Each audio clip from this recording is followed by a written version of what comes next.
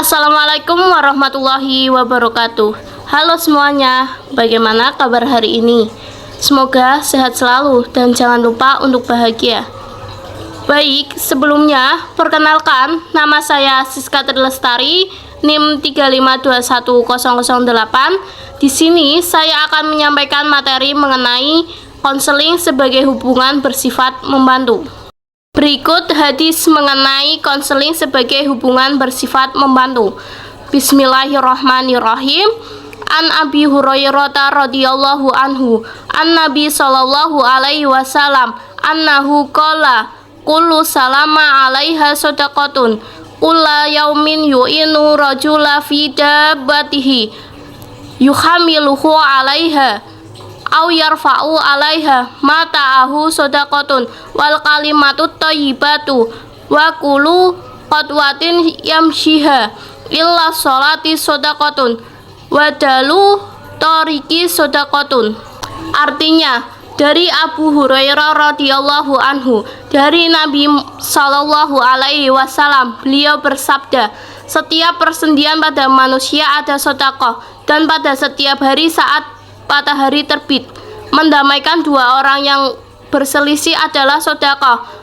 Membantu orang naik kendaraan adalah sedekah. Kata-kata baik adalah sedekah. Setiap langkah kaki kita engkau ayunkan menuju masjid adalah sedekah, dan menyingkirkan rintangan dari jalan juga merupakan sedekah.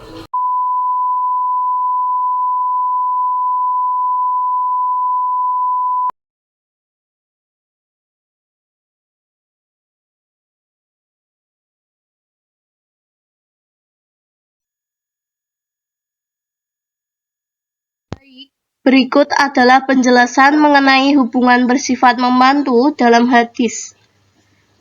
Dalam Islam, memberikan sedekah adalah bagian dari memberikan bantuan. Sedekah dapat berbentuk apa saja, selama memberikan manfaat dan meringankan bantuan. Selain itu juga ada beberapa hal sebagai berikut. Yang pertama ada mendamaikan orang yang berselisih.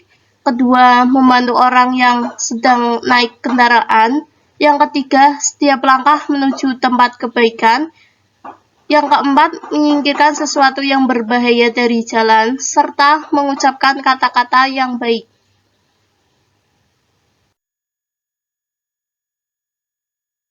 Berikut penjelasan hadis secara konseptual BKPI. Yang pertama ada definisi pemberian bantuan.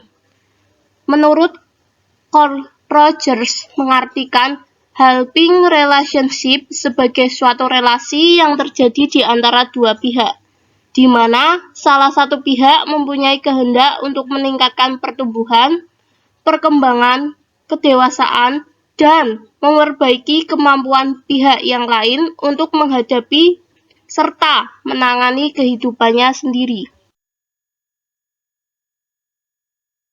Berikut ciri dan karakter menurut Bruce Hertzler dan Sally Stone mengenai helping relationship. Yang pertama, helping relationship merupakan suatu relasi yang berarti bagi helper dan helpee. Yang kedua, ditandai dengan adanya relasi yang bersifat efektif. Yang ketiga, diperlukan adanya integritas pribadi. Yang keempat, terjadi atas dasar kebutuhan bersama dan persetujuan bersama antara helper dan helpee.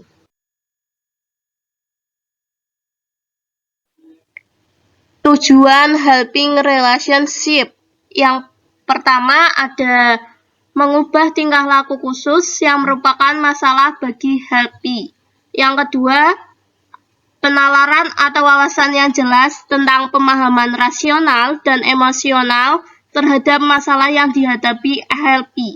Yang ketiga, ada perubahan kesenangan emosional yang subjektif dari helpee, termasuk perubahan dalam ketegangan dan kecemasan. Yang keempat, ada perubahan dalam tanggapan diri seseorang. Yang kelima, ada perubahan gaya hidup atau struktur kepribadian helpee. Efektivitas konseling. Konseling yang efektif bergantung pada kualitas hubungan antara klien dengan konselor. Pentingnya kualitas hubungan konselor dengan klien ditunjukkan melalui kemampuan konselor dalam kongruensi, empati, perhatian secara positif tanpa syarat, dan menghargai kepada klien.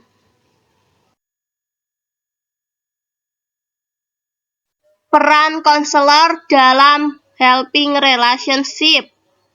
Kepribadian konselor ini sangat penting adanya dalam proses konseling yang dilakukan konselor dan konseli.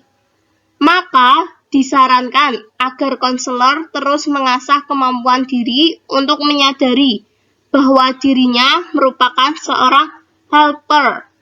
Dengan menyadari fungsi diri konselor akan dapat memahami keadaan konseli dengan lebih baik, sehingga terbentuklah kepribadian yang lebih baik.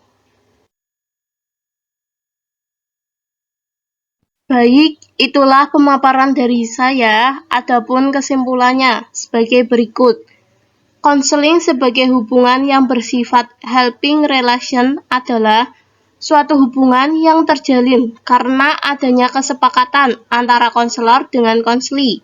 Konseli yang dihadapi adalah konseli yang sedang mengalami suatu masalah. Selain membantu konseli dalam mengentaskan masalahnya, konselor juga membantu konseli dalam mengaktualisasikan potensi-potensi yang ada pada diri konseli.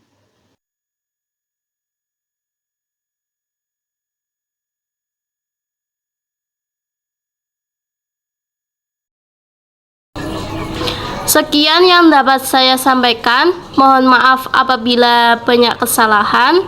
Atas perhatiannya saya ucapkan terima kasih. Wassalamualaikum warahmatullahi wabarakatuh.